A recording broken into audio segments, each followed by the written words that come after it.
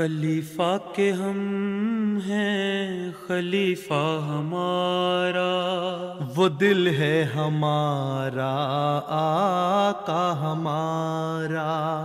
हमारा हमारा खलीफा हमारा, वो दिल है हमारा, आका हमारा, वो दिल है हमारा, आका हमारा। Assalamualaikum dan selamat datang pada acara This Week with Huzur. Kami mendapatkan kehormatan untuk menayangkan ringkasan mulakat anggota Lajnah dan Nasirat dari Jerman. Selain itu, Huzur tercinta Ayyadahullahu Ta'ala Binasil Aziz memimpin seremoni acara wisuda jamiah. Kami mulai dengan mulakat pada hari Minggu, di mana Huzur Ayyadahullahu Ta'ala Binasil Aziz menemui delegasi dari Jerman. Pada hari Minggu yang lalu, anggota Lajnah Imailah dan Nasiratul Ahmadiyah dari Jerman mendapatkan keberkatan untuk mulakat dengan Hadrat Khalifatul Masih. 49 anggota termasuk Lajnah dan Nasirat dan beberapa anak-anak melakukan perjalanan khusus untuk mulakat yang bertempat di studio MTA di Islamabad.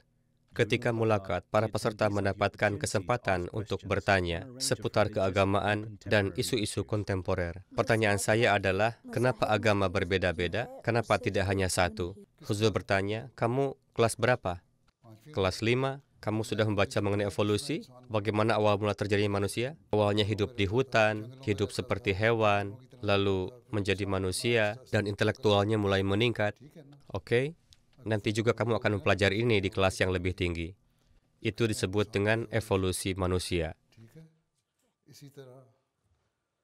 Begitu juga telah terjadi evolusi agama. Ketika Allah telah melihat intelektual manusia masih terbatas pada zaman dulu, begitu juga sarananya, sehingga Allah telah menyampaikan sedikit perkara hikmah kepada mereka, lalu diutus Nabi kepada mereka, lalu secara perlahan-lahan, intelektual manusia semakin meningkat.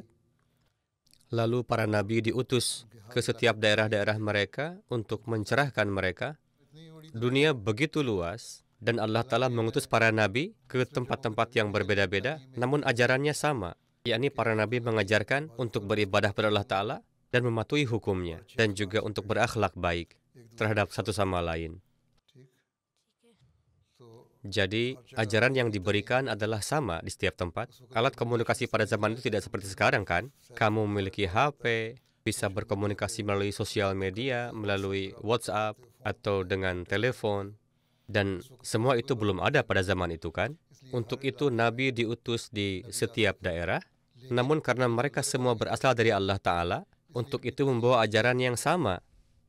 Lalu ketika Allah Ta'ala memberikan intelektualitas yang lebih kepada manusia, mereka mendapatkan kesempatan yang lebih banyak untuk bersosial. Selanjutnya umat manusia mulai saling berinteraksi dengan penduduk kota lain. Dan Nabi pun mulai diutus di area-area tersebut. Seperti itulah Allah Ta'ala mengutus para nabinya ke setiap kaum untuk mengabarkan kepada manusia apa tujuan penciptaan mereka, yakni untuk beribadah kepada Allah Ta'ala, melakukan kebaikan, berakhlak baik, dan jangan berselisih satu sama lain, membicarakan yang baik-baik. Seperti itulah ketika dunia cakupannya semakin meluas, Allah Ta'ala pun semakin memperluas lagi ajaran para nabinya dan mengutus para nabi ke setiap daerah. Untuk itu Allah Ta'ala mengutus Nabi Musa alaihissalam untuk kaum Bani Israel. Setelah itu mengutus nabi-nabi yang lain, lalu mengutus Nabi Isa alaihissalam, agar mereka yang telah melenceng dari ajaran dikumpulkan lagi dan digiring untuk mengikuti ajaran Nabi Musa. Lalu ketika Allah telah melihat bahwa kebijaksanaan manusia sudah sampai pada tahapan di mana mereka dapat memahami segala sesuatu dan mereka bisa melakukan kontak hubungan satu sama lain dengan mudah, lalu Allah Ta'ala mengutus Hadrat Rasulullah SAW dan para nabi yang datang sebelum Rasulullah SAW. Kesemuanya menubuatkan bahwa di akhir zaman nanti akan datang seorang nabi yang diutus untuk seluruh dunia. Untuk itu, kitab lain manapun, baik itu Taurat, Injil, atau kitab-kitab suci lainnya, tidak ada satupun yang mengklaim bahwa nabi mereka diutus untuk seluruh dunia. Yang tertulis dalam kitab-kitab tersebut hanya menyatakan bahwa Nabi mereka diutus hanya untuk kaumnya sendiri. Nabi Musa pun mengatakan bahwa beliau diutus untuk Bani Israel saja. Begitupun Nabi Isa mengatakan bahwa aku diutus untuk domba-domba Bani Israel yang telah hilang. Oke? Untuk mengantarkan mereka pada jalan yang benar. Namun, di dalam Al-Quran Syarif difirmankan bahwa Rasulullah SAW diutus sebagai pembawa kabar suka dan peringatan untuk seluruh dunia. Ini sebagai Bashir dan Nazir. Dan hal itu telah dinubuatkan oleh para nabi-nabi terdahulu, dan Allah Ta'ala telah mengutus syariat terakhir melalui beliau. Dan mengenai syariat terakhir tersebut telah dikabarkan oleh para nabi terdahulu. Dan dikatakan bahwa ketika nabi itu datang, sebagaimana disebutkan di dalam Taurat dan juga Injil, bahwa jika nabi tersebut datang, kalian harus beriman. Itu adalah nabi untuk seluruh dunia. Untuk itu hanya Islam yang mengklaim bahwa nabinya untuk seluruh dunia. Tidak ada nabi lain yang mengklaim untuk seluruh dunia. Sesuai dengan sumber daya yang dimiliki manusia pada zaman itu, sejauh mana mereka bisa saling berhubungan, saling kontak, berjumpa, untuk area yang terbatas, nabi mereka datang untuk memberikan ajarannya. Mereka mengabarkan bahwa di akhir zaman akan datang nabi yang diutus untuk seluruh dunia. Untuk itu, sebelumnya Allah Ta'ala telah mempersiapkan umat manusia secara mental, secara perlahan-lahan, agar kalian bersiap bahwa akan datang nabi pembawa syariat yang terakhir di akhir zaman nanti. Bagaimanapun, setiap nabi memberikan ajaran yang sama, yakni berimanlah kepada Allah Ta'ala dan perlakukanlah satu sama lain dengan baik. Oke? Untuk itu, datang berbagai nabi di setiap kaum. Sekarang kita saksikan komunikasi semakin mudah dan Allah Ta'ala menyebarkan ajaran Rasulullah SAW di dunia ini. Dan dikabarkan juga bahwa ketika di akhir zaman nanti, hubungan antar manusia sudah semakin meluas, sarana untuk berhubungan semakin mudah, lalu akan datang Masih Maud. Dia akan menyampaikan tabligh dan menyampaikan pesan Islam ke seluruh dunia. Untuk itu, kalian harus beriman kepadanya. Itu adalah perintah Rasulullah kepada umat Islam pada masa itu. Yakni jika orang ini datang nanti, sampaikan salamku. Maksudnya adalah kalian dapat dengan mudah menjangkaunya untuk menyampaikan salam atau saling berhubungan satu sama lain. Alhasil, untuk itu ada beragam agama, yakni pertama-tama Allah Ta'ala memberikan ajaran yang sesuai dengan intelektual manusia pada zamannya. Lalu ketika sudah semakin maju, akal manusia sudah semakin meningkat, sarana semakin mudah, dan kalian sudah semakin memiliki sumber daya yang semakin baik, lalu Allah Ta'ala mengutus Islam supaya kalian dapat memberitahukan kepada dunia bagaimana ajaran Allah Ta'ala. Diutus bukan untuk berselisih. Kita mengimani segenap para nabi yang diutus, bahkan lebih dari umat Islam pada umumnya, para Ahmadi telah beriman kepada Hadrat Masih Maud alaihissalam. Untuk itu, beliau alaihissalam datang untuk menegakkan kedamaian di dunia, agar manusia hidup saling menyayangi satu sama lain. Hadrat Masih Maud alaihissalam mengajarkan bahwa Allah Ta'ala memerintahkan kepada saya untuk mengumpulkan segenap umat Islam di bawah agama yang satu, dan juga seluruh penduduk dunia yang lainnya, agar kita bersatu dan beribadah kepada Tuhan yang satu, memenuhi hak satu sama lain, meninggalkan perpecahan dan peperangan. Jika di bawah satu agama, baru itu semua bisa ditinggalkan, kan? Semuanya akan menjadi saling bersaudara, saling menghargai satu sama lain, menghargai perasaan satu sama lain, baru bisa bersatu, kan? Itulah ajaran Islam. Adapun ajaran lain diberikan sesuai dengan kondisinya pada masa itu. Namun ajaran mendasar itulah bahwa Allah itu satu dan saling mengasihilah satu sama lain. Oke? Jazakumullah huzur. Nama saya Sarah Mubashir. Pertanyaan saya, bagaimana saya bisa memberitahukan kepada kawan-kawan saya apa itu Waqf Now? Jika kawanmu itu Kristen, katakan kepada mereka bahwa para wanita kalian pun ada yang mewakafkan hidup, kan? Ada yang menjadi suster di gereja-gereja mereka. Mereka mewakafkan hidup pada zaman dulu, masih ada saat ini pun, untuk tujuan mengkhidmati agama. Untuk itu, kami pun mewakafkan diri untuk mengkhidmati agama. Dan sebagaimana Ibunda Hadrat Maryam mewakafkan putrinya untuk agama dan memberikannya kepada gereja, begitupun para orang tua kita mengatakan bahwa dengan mengikuti jejak langkah beliau, kami pun mempersembahkan anak kami untuk agama, apakah itu laki-laki maupun perempuan. Jadi Waqf Now itu adalah dengan mengikuti jejak langkah Ibunda Hadrat Maryam, para orang tua kita telah mewakafkan kami untuk mengkhidmati agama. Adapun jika kawan kamu tidak beragama, katakan kepada mereka bahwa kami beriman kepada satu Tuhan, dan ajaran satu Tuhan itu adalah beribadahlah kepadanya, perlakukanlah satu sama lain dengan baik, dan ucapkanlah yang baik-baik. Oke? Untuk itu, orang tua kita telah mewakafkan kita agar kalian dapat menyebarkan ajaran agama ini ke dunia, dan itulah Waqfinau yang telah mereka wakafkan kita sebelum kita lahir. Namun jemaat memberikan kebebasan, tidak memaksa, bahwa ketika memasuki usia 15 tahun, seseorang bisa memperbarui wakafnya atau melepaskannya. Jemaat memberikan kebebasan dalam hal ini. Untuk itu jika dikatakan bahwa seseorang dipaksa, sebetulnya tidak ada paksaan, diberikan kebebasan. Awalnya orang tua menghendaki dan mewakafkan anaknya. Sekarang ketika seorang anak memasuki usia 15 tahun, dia boleh memilih apakah ingin melanjutkan atau tidak. Oke, baik, jazakallah huzur. Pertanyaan saya adalah, bagaimana menjelaskan keutamaan khilafat kepada non-Ahmadi, supaya mereka dapat mengetahui bahwa khilafat dapat merubah ketakutan menjadi kedamaian dan merupakan solusi bagi segala permasalahan manusia.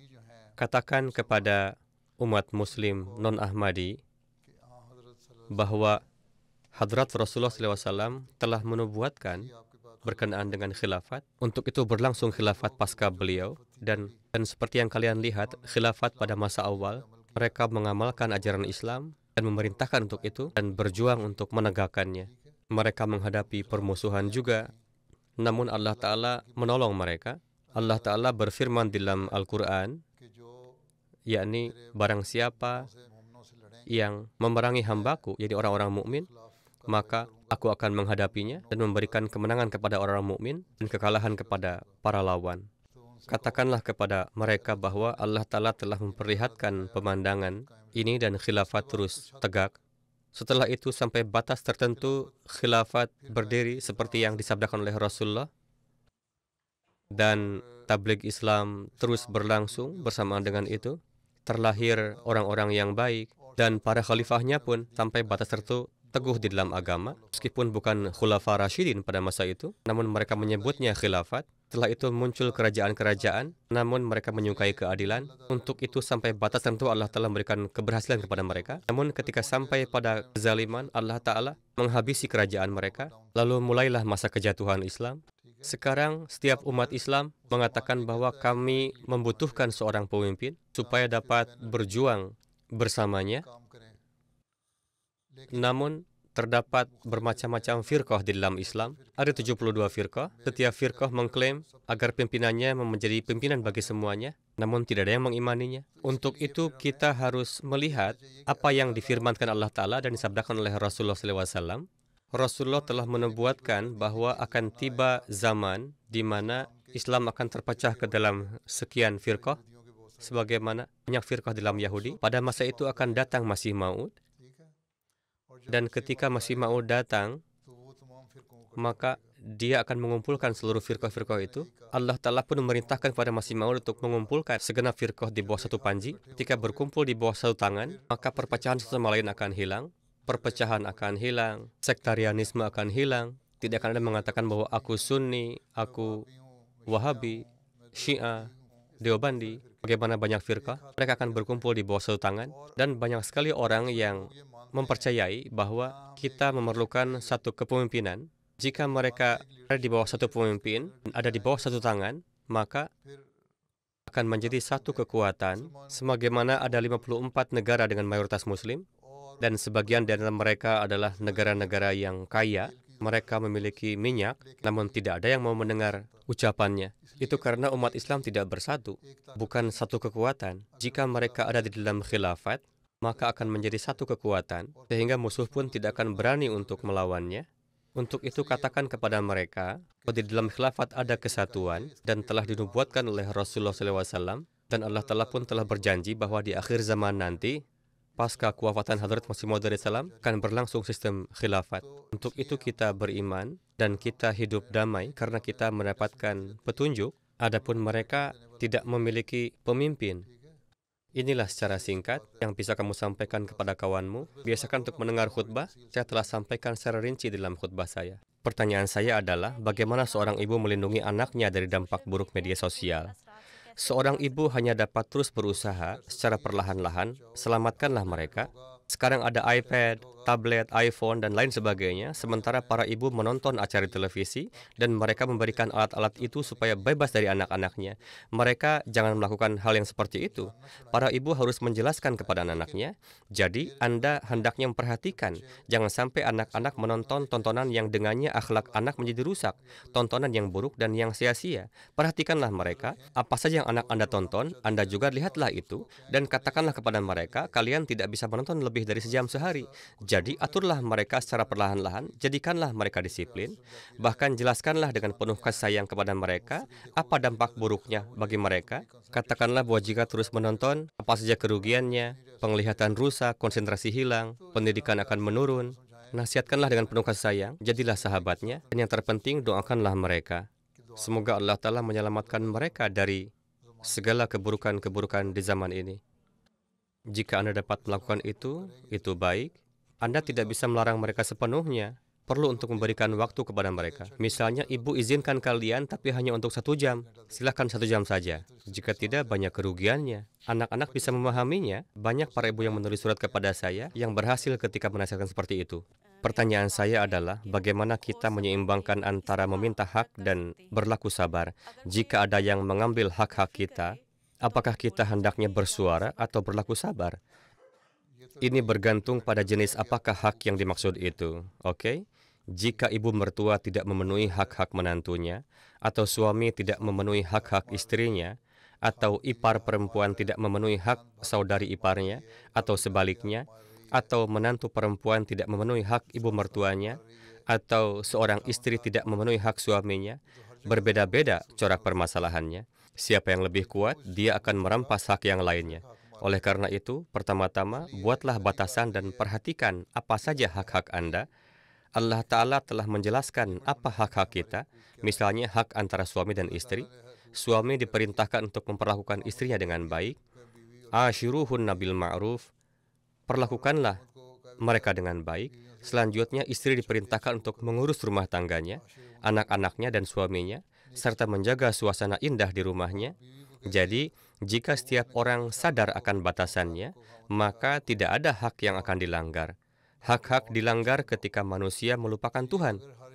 Ketika kita hanya mementingkan ego kita, misalnya, jika seorang suami pergi sehari di akhir pekan untuk berkhidmat di jemaat, pertama, dia harus mengajak anak-anak dan istrinya keluar di 1 atau 2 akhir pekan dalam sebulan untuk bertamasya, atau melakukan kegiatan santai dan memberikan hak mereka. Lalu, jika dia ingin berkhidmat, maka itu tidak masalah. Banyak wanita yang juga kini berkhidmat. Mereka anggota lajnah berkhidmat di jemaat. Terkadang, ketika acara jemaat berlangsung di malam hari, sementara suami Anda pulang, Anda di luar rumah untuk menghadiri acara jemaat. Sebaliknya, di akhir pekan ketika seorang lajnah menghadiri pertemuan jemaat, seorang suami mungkin bertanya, kemana kamu pergi? Kenapa kamu pergi? Anda menjawab dengan mengatakan bahwa Anda pergi untuk urusan lajnah. Dia kemudian berkata, kamu tidak memenuhi hak-hak saya. Demikian pula seorang istri berkata kepada suaminya, kamu pergi untuk jemaat dan tidak memenuhi hak-hak saya. Saya dan anak-anak bosan duduk di rumah, dan kamu tidak membawa kami kemana-mana. Ini adalah masalah saling pengertian saja. Jika Anda memupuk sikap saling pengertian, maka Anda harus menetapkan batasan hak-hak Anda dan menyelesaikan masalah antara satu sama lain seperti 2 sahabat baik dan berdiskusi satu sama lain. Jika setiap orang sadar akan tanggung jawabnya, maka haknya tidak akan pernah dilanggar. Sesungguhnya istri mempunyai hak atas suaminya, di mana suami harus meluangkan waktu bersamanya, memenuhi kebutuhannya, mengajaknya jalan-jalan bersama anak-anaknya, meluangkan waktu di luar rumah bersama mereka, menjaganya dan menghormatinya. Demikian pula adalah tanggung jawab seorang istri dan hak yang dimiliki suaminya, bahwa dia menghormati dan menghargai suaminya, dan mereka berdua harus dengan setia saling menjaga satu sama lain. Jika sepasang suami istri setia dan berjanji untuk menjaga satu sama lain, maka sebagaimana telah difirmankan Allah Ta'ala bahwa kalian harus menunaikan ikrar suci yang telah kalian ucapkan satu sama lain. Bahkan jika terjadi perpisahan, seseorang tidak boleh membeberkan rahasia satu sama lain. Sebaliknya, mereka harus menghormati sumpah yang telah mereka buat. Rahasia harus tetap menjadi rahasia. Ini semua adalah saling memahami dan bagaimana cara Anda memandang hak-hak Anda. Suami dan istri harus bersahabat dan harus percaya satu sama lain. Jika hal ini tidak terjadi, maka tidak ada gunanya. Hubungan ini didasarkan pada kepercayaan. Seorang ibu mertua tidak boleh ikut campur dalam urusan menantunya dan biarkan ia bebas. Sadarlah bahwa dia adalah putri orang lain yang dia bawa ke rumahnya sendiri. Demikian pula seorang menantu perempuan hendaknya menaruh perhatian terhadap ibu mertuanya dan menghormatinya sebagaimana ia menghormati ibunya sendiri. Pemahaman inilah yang diperlukan. Ada banyak ketidaktahuan pada kita, orang Pakistan. Mereka datang ke sini dari Pakistan, beberapa di antaranya tidak berpendidikan. Sementara itu generasi yang baru, mereka berpendidikan. Hadrat Masih Maud Islam bersabda, laki-laki harus menahan diri dari perceraian dan bersikap kasar. Beliau bersabda bahwa orang-orang seperti itu bukanlah lagi laki-laki dan adalah puncak kebodohan, yaitu yang tidak memenuhi hak-hak istrinya dan berlaku kasar terhadapnya. Oke? Demikian pula, beliau juga memerintahkan para istri untuk memenuhi hak-hak suaminya, dan sebagai hasilnya tidak akan ada masalah. Bahkan suatu kali dalam sebuah pertemuan, seseorang mengadu kepada Hadrat Masih Maud salam tentang seorang sahabat dengan mengatakan bahwa ia sangat kasar terhadap istrinya. Beliau alaihissalam sangat marah dan sangat memarahi sahabat tersebut. Mereka yang duduk di sana berkata bahwa belum pernah melihat beliau alaihissalam begitu marah. Ada lagi sahabat di sana yang bangkit dan pergi sambil bertobat karena sadar dia juga kasar terhadap istrinya. Ia bertobat, pergi ke pasar dan membeli hadiah untuk istrinya. Kemudian pulang ke rumah dan dengan penuh kasih sayang menyerahkannya kepada istrinya dan mulai berbicara kepada istrinya dengan cara yang penuh kasih sayang. Tidak seperti sebelumnya yang berbicara dengan kasar. Sang istri memandangnya dengan heran dan bertanya-tanya, apa yang terjadi padamu? Kamu baik-baik saja? Apa yang saya lihat ini? Sahabat itu berkata, apa yang terjadi adalah setelah menyaksikan kemarahan Hadrat Masih Maud salam pada hari ini, saat beliau memarahi seorang sahabat, kamu jangan melaporkanku kepada beliau ya. Dan untuk memastikan akhir baikku di akhirat nanti, mulai sekarang aku tidak akan pernah bersikap kasar terhadapmu. Oke? Kamu akan memenuhi hakku, aku akan memenuhi hak kamu, dan kita akan hidup sebagai sahabat. Mereka harus saling menjaga satu sama lain. Oke? Huzur, mubalik kami bersama khuddam sedang melakukan upaya tabligh di depan Katedral Cole dan tempat lainnya, dan alhamdulillah tabligh ini memberikan dampak positif bagi non-Ahmadi. Huzur tercinta, para lajnah dan nasirat pun berulang kali meminta untuk ikut serta dalam acara tabligh ini. Oleh karena itu, selama liburan musim panas tahun ini, kami berencana mengadakan kampanye Saya Seorang Muslim, ajukan pertanyaan Anda. Huzur tercinta, mohon berikan kami petunjuk bagaimana kami dapat melaksanakan dengan cara yang terbaik. Anda dapat melakukan hal yang sama seperti yang dilakukan oleh kaum pria. Cobalah untuk menjumpai para wanita dan perempuan remaja. Secara umum di dunia ini, baik laki-laki maupun wanita, mereka telah menjauh dari agama. Dalam kaitan agama, bahkan ada sebagian remaja laki-laki yang menjadi fanatik. Lain halnya dengan remaja perempuan. Ketika perempuan lain melihatmu berbicara tentang agama, maka mereka yang ateis, non-muslim atau non-Ahmadi akan merasa bahwa mereka harus mendengarkan apa yang disampaikan oleh wanita Ahmadi ini dan apa seruan mereka. Anda harus membangun teladan Anda dengan kesabaran dan ketabahan. Pertama, Anda harus menambah pengetahuan Anda. Saat Anda melakukan kampanye, saya seorang Muslim misalnya, atau ajukan pertanyaan Anda harus mengetahui jawaban dari pertanyaan-pertanyaan.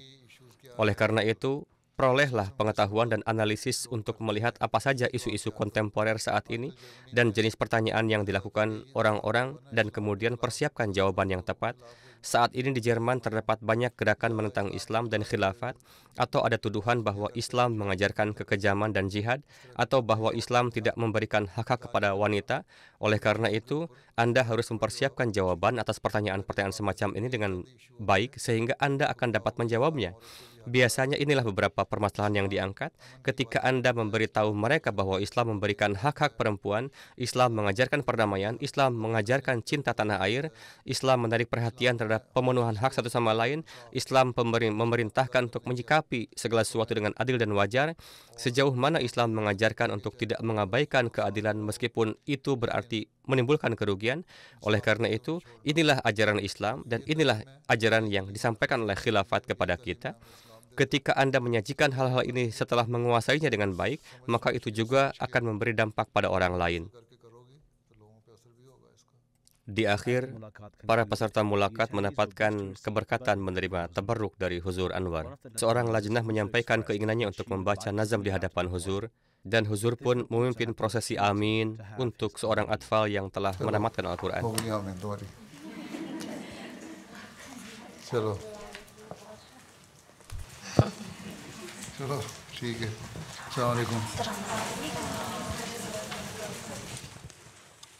Sehari sebelumnya, pada hari Sabtu, ada acara wisuda bersama Jamiah Ahmadiyah Inggris, Kanada, dan Jerman yang diselenggarakan di Jamiah Ahmadiyah Inggris di Haslemere, Surrey.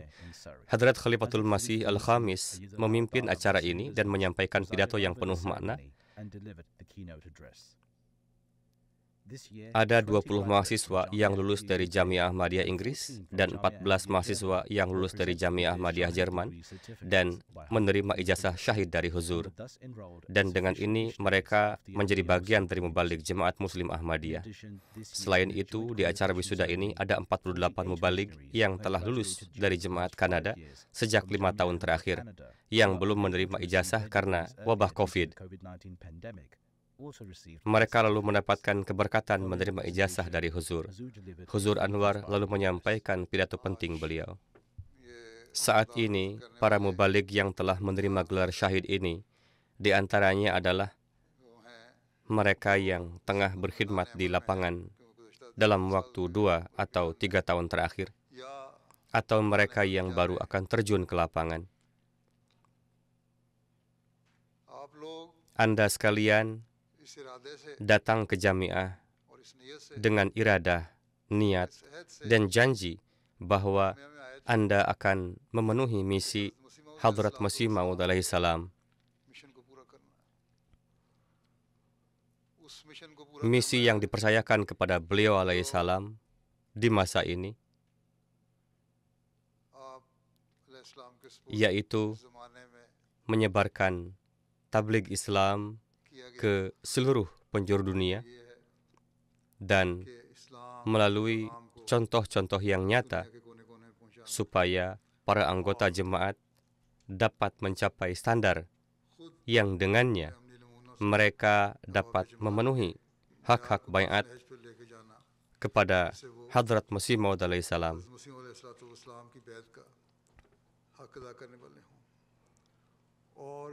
Hal ini hanya bisa terjadi bila Anda sendiri juga termasuk orang-orang yang memenuhi hak-hak baiat. Hadrat Masih Maud alaihi salam pada satu kesempatan memberikan nasihat kepada para da'i dengan menguraikan 3 prinsip dasar panduan bagi mereka. Beliau alaihissalam bersabda, sangat penting bagi para da'i atau juru dakwah di jemaat kita untuk siap sedia. Namun jika tidak ada pembeda antara da'i Ahmadi dan di luar, maka tidak ada gunanya. Mereka yang berdakwah harus menjadi orang yang pertama-tama melakukan perubahan dalam diri mereka sendiri dan menunjukkan perubahan suci dalam perilaku mereka, sehingga dampak dari keteladanan mereka akan berdampak pada orang lain. Menjadi teladan dalam amalan nyata adalah dakwah yang terbaik. Orang yang hanya berdakwah namun tidak mengamalkannya, ia tidak bisa memberikan pengaruh yang baik bagi orang lain. Sebaliknya, apa yang mereka sampaikan terkadang menyebarkan kerusakan, karena ketika para pendengar melihat bahwa orang yang menyampaikan dakwah itu tidak bertindak berdasarkan apa yang mereka sampaikan, maka mereka akan menganggap hal-hal tersebut sepenuhnya hanya khayalan. Oleh karena itu, hal pertama dan terpenting yang dibutuhkan adalah amalan nyata mereka. Hal penting kedua bagi mereka yang berdakwah adalah mereka harus memiliki pengetahuan dan pemahaman yang tepat tentang ajaran dan keyakinan kita. Apapun yang kita sajikan kepada dunia harus difahami sepenuhnya oleh mereka terlebih dahulu, dan mereka tidak boleh memiliki pengetahuan yang tidak lengkap atau tidak sempurna, karena akan membuat mereka malu di depan lawan dan bingung ketika ada keberatan yang diajukan, sehingga tidak yakin bagaimana harus menjawabnya.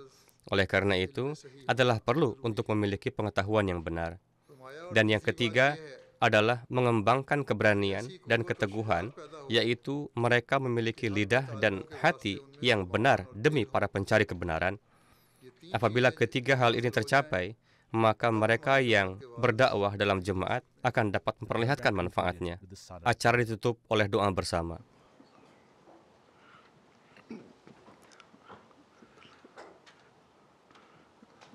Amin.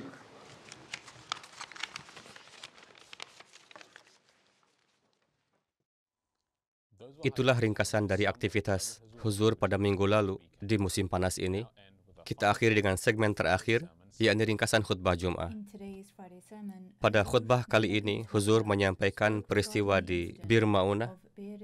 Di akhir khutbah, Huzur ayyadahullahu ta'ala binasil aziz menyerukan berdoa untuk penduduk Palestina, keadaan dunia saat ini, dan untuk para Ahmadi di Pakistan. Sebagaimana saya senantiasa serukan, teruslah berdoa untuk mereka yang tengah terzalimi di Palestina. Semoga Allah Ta'ala segera mencengkeram mereka yang berbuat zalim. Mereka yang tidak berdosa terus terbunuh, seperti halnya para sahabat yang disyahidkan tadi. Ada yang ditipu dengan dikirim ke suatu tempat, lalu dijatuhkan bom. Semoga Allah Ta'ala mengasihani mereka.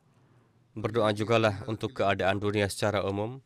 Dunia dengan cepat tengah menuju pada kehancuran, dan dampak peperangan terus memuncak.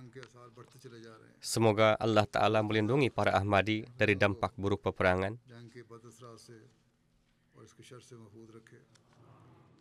Berdoa jugalah secara khusus untuk para Ahmadi di Pakistan. Kini kesulitan yang mereka hadapi semakin meningkat. Semoga Allah Ta'ala mengasihi mereka dan menyelamatkan mereka dari orang-orang yang aniaya.